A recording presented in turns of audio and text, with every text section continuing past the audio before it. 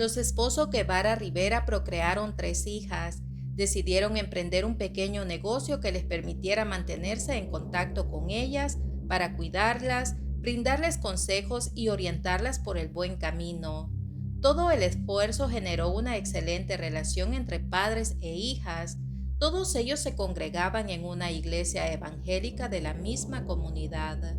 Zuleima del Carmen Guevara Rivera, de 22 años, la segunda de las 3 hermanas, nació el 13 de noviembre de 1980 en El Salvador. Ella era la encargada de llevar la contabilidad del negocio familiar. Era una chica muy alegre, pero con extraños se volvía tímida. Zuleima estudiaba el 3er año de Ingeniería Industrial en una universidad privada de San Salvador. Cuando salía prefería hacerlo acompañada de sus padres o hermanas, pero en ocasiones solía comprar en una tienda que estaba a 2 cuadras de la casa y era la única forma que se le veía salir sola.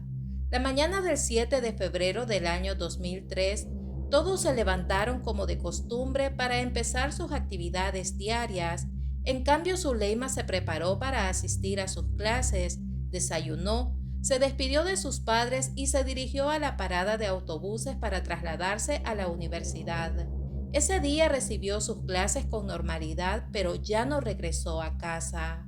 La abuela materna de Zuleima estaba preocupada cuando la joven no llegó a la hora que habitualmente regresaba. Para ese momento, sus padres se encontraban visitando a unos amigos nicaragüenses que habían llegado a El Salvador. A eso de las 8:50 de la noche, los esposos regresaron a casa y encontraron preocupada a la abuela de Zuleima. Le preguntaron cuál era el problema y ella les informó que la joven no había regresado de la universidad. Los esposos fueron a la habitación de su hija, suponiendo que quizás la abuela no la vio llegar y posiblemente Zuleima ya estaba durmiendo, pero al entrar al cuarto no había nadie. La angustiada madre le llamó al celular. Las llamadas entraban, pero nadie contestaba. Luego le marcó su padre, pero igual no tuvo respuesta. Asustados deciden revisar una agenda que conservaba la estudiante y contactan a algunos compañeros de estudio para confirmar si su hija había asistido a clases.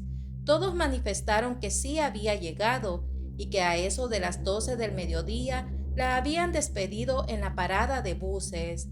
Lo primero que los esposos pensaron es que se trataba de un secuestro, por lo que deciden dar parte a las autoridades para que los ayuden. Al llegar, el oficial que les atendió les informó que el reglamento estipulaba que debían esperar 24 horas para reportarla como persona desaparecida. La desconsolada familia inició una extensa búsqueda por propia cuenta. Las hermanas de Zuleima llamaron a una radioemisora para que les ayudaran a difundir la noticia de la desaparición de su hermana. Según sus familiares, ella siempre viajaba en un autobús de la ruta 101D que hace su recorrido de la colonia Las Palmeras en Santa Tecla hasta la universidad. La mayoría de estas unidades de transporte eran abordadas a diario por miembros de las pandillas para despojar de sus pertenencias a los usuarios, y Zuleima no era la excepción. Había sido víctima de constantes asaltos y aparentemente ya era conocida por los pandilleros que ella viajaba en esta unidad todos los días. Esa misma noche, unos niños jugaban en las afueras de sus casas, en la colonia Campos Verdes, cuando uno de ellos vio una maleta a la orilla de una parada de autobuses. Al abrirla descubrió una cabeza. Asustado salió corriendo a contarle a sus amigos y rápidamente le informaron a sus padres lo que habían encontrado. Aterrorizados reportaron el hallazgo a la policía, quienes no tardaron en llegar al lugar para reconocer a la víctima.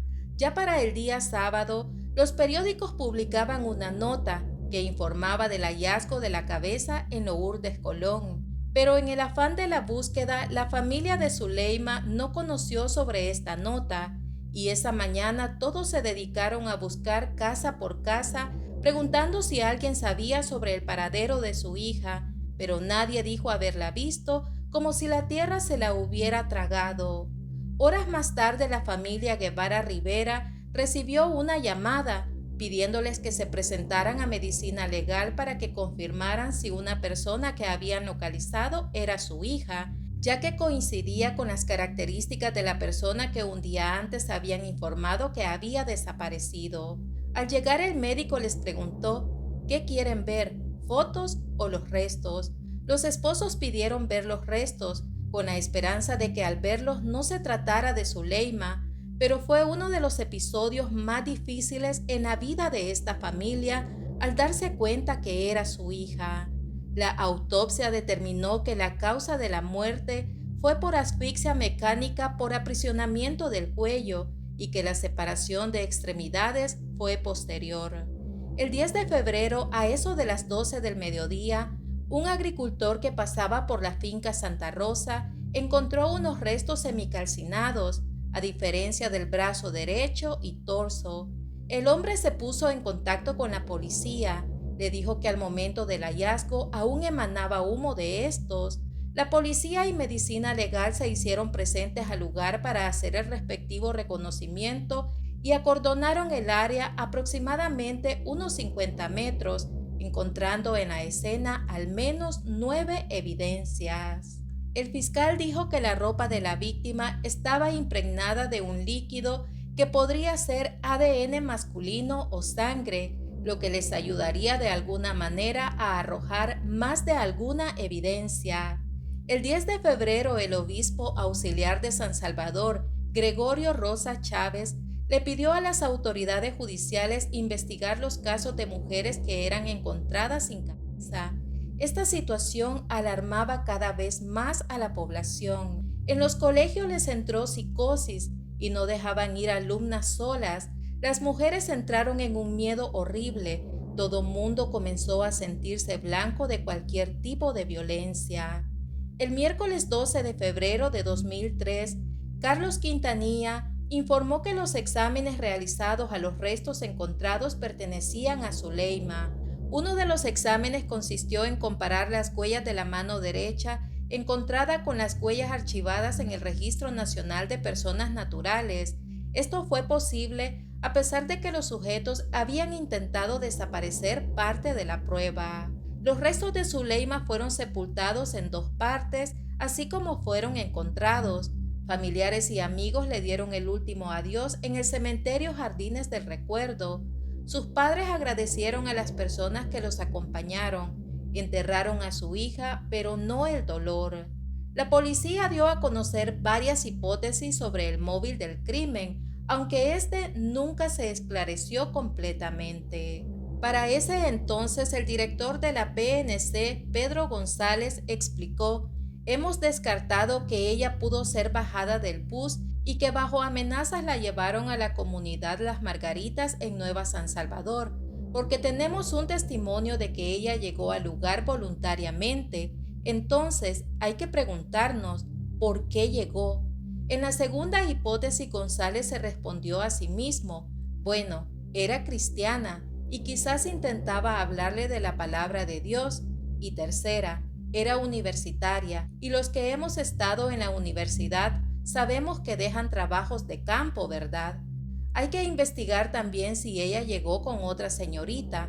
La MS-13 está muy vinculada a la droga y personas que a veces son adictas a esta sustancia no dan a conocer que lo son y pudo acompañar a una amiga, pero eso es en lo que estamos trabajando. Así cada una de estas versiones fueron descartadas. No fue hasta que la fiscalía dijo contar con 2 testigos clave, a los que llamaron Hércules y sociólogo. Ambos participaron en el crimen.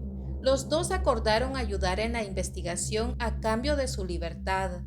El día de la audiencia, en sus relatos manifestaron que a eso de las 12 del mediodía de ese 7 de febrero de 2003, Zuleima llegó hasta la comunidad Las Margaritas en compañía de otra joven. Ese día la universitaria, que vestía jeans azul, blusa blanca y cartera negra de colgar, había llegado a visitar a su amigo alias Snyder. Ya dentro de la vivienda se produjo una fuerte discusión y para las 12:40 es conducida por varios pandilleros a un cafetal que se orienta a Ciudad Merliot. Allí la obligaron a tener relaciones íntimas con varios miembros de la pandilla, un acto cruel que forma parte de la violencia a la que fue sometida. Hora y media después, fue sometida a múltiples torturas. Posteriormente, los pandilleros fragmentaron el cuerpo y uno de ellos colocó la cabeza en un maletín y para borrar evidencias, al resto del cuerpo le rociaron gasolina con la intención de incinerarlo, pero lo dejaron parcialmente calcinado. Al terminar salieron del cafetal todos sudorosos y con manchas hemáticas en sus ropas. En el camino acordaron reunirse en la casa de uno de los implicados para decidir qué hacer con el maletín oscuro. De pronto uno de ellos comentó que lo dejarían en una parada de autobuses. Durante el relato los testigos también señalaron la casa donde podrían encontrar las pertenencias de Zuleima. A pesar de estos testimonios, los padres de la víctima aseguraron que ella no mantenía ninguna relación con estos tipos y que al contrario, ella les tenía pánico a estos sujetos. Mauricio Sandoval informó que después de que Snyder brindara su testimonio, le quitaron la vida. La familia temía que el caso quedara en el olvido. Sin embargo, las autoridades dejaron saber que el caso no se caería por falta de pruebas, pues contaban con pruebas testimoniales, científicas y las prendas encontradas en la casa de uno de los miembros de esta estructura. Las autoridades tenían el fuerte compromiso de encontrar a los responsables del crimen de Zuleima. De pronto la fiscalía giró una orden de detención contra varios pandilleros, todos ellos señalados por los testigos como los principales responsables de la muerte de la universitaria. El 13 de febrero la Fiscalía montó un operativo de búsqueda con 100 elementos de diferentes divisiones y autoridades. Fiscales ingresaron a la comunidad Las Margaritas a las 2 de la madrugada, irrumpieron a residentes de algunas viviendas donde se resguardaban miembros de la MS-13, allanando un total de 16 casas que eran ocupadas por miembros de esta estructura. Al llegar a la casa número 107 donde residía Jorge Alfredo Salazar Chávez, alias El Chimbolo, encontraron 2 llaveros, un reloj de mujer, cabellos y libros de cálculo que pertenecían a Zuleima. A la vez decomisaron machetes, armas de largo alcance y uniformes policiales. Esa madrugada lograron la captura de 18 sujetos, 9 de ellos autores intelectuales del crimen de la estudiante. Uno de los investigadores que participó en el operativo aseguró que los residentes de la comunidad en la mayoría eran familiares y amigos de estos pandilleros, que vivían bajo sus leyes y que para esa época era una zona donde nadie podía llegar ni de día ni de noche. Incluso se llegó a saber que ellos mismos se vestían de policías y portaban armas para que nadie pudiera ingresar a ese territorio. Una especialista en crímenes indicó que quien cometió este acto tenía condiciones psicológicas severas y mencionó que podría tratarse de un sujeto que enfrentaba dificultades relacionadas con su conducta sexual y no solo en conquistar a una chica, sino de fracasar en una relación, y es así como buscó a la persona con características como la de Zuleima que lo hacen sentir ante ellas más poderoso. El 13 de enero de 2006, un juez del Tribunal de Sentencia de Santa Tecla condenó a Víctor Orellana Ábalos, alias El Veterano, Jorge Salazar Chávez, alias El Chimbolo, Otto Hernández, alias El Simpson, Pedro Rodríguez Martínez, alias Pinky, a cumplir cada uno la pena de 50 años de prisión, y al imputado Wilmer Sánchez Rosales, alias El Panadero, lo sentenció con 40 años de cárcel, todos por el delito de homicidio agravado en contra de Zuleima del Carmen Guevara Rivera, mientras a Mercedes Orellana Ábalos, alias El Menche, Carlos Antonio Orellana Ábalos, alias El Cochón, Roberto Miranda Panameño, alias Tito, y Roberto Carlos Ruiz Vázquez, alias Calín, no se les encontró prueba de su participación en el crimen y quedaron en libertad. Desde aquel fatídico día, la madre de Zuleima cree que la muerte de su hija es un sueño. Ella siempre espera que su hija regrese de la universidad para degustar las ricas cenas que le gustaba preparar, pero la tristeza es aún más profunda Cuando llegan los cumpleaños, Zuleima era la encargada de elaborar los pasteles de diferentes colores para sus seres queridos y como todos sabemos, la pérdida de un hijo es una batalla que nunca se supera. Finalmente se hizo justicia, pero para la familia eso no les devolverá a su amada hija y le pidieron a quienes cometieron el crimen que piensen que detrás de todo siempre hay una familia que sufre las consecuencias de sus actitudes. Y como les dije anteriormente, nunca se dio a conocer el por qué le quitaron la vida a la estudiante. Tampoco se dijo si en verdad fue acompañada por una amiga y qué fue de ella, y quizás nunca lo lleguemos a saber. Después de haber escuchado esta historia, me gustaría conocer sus opiniones.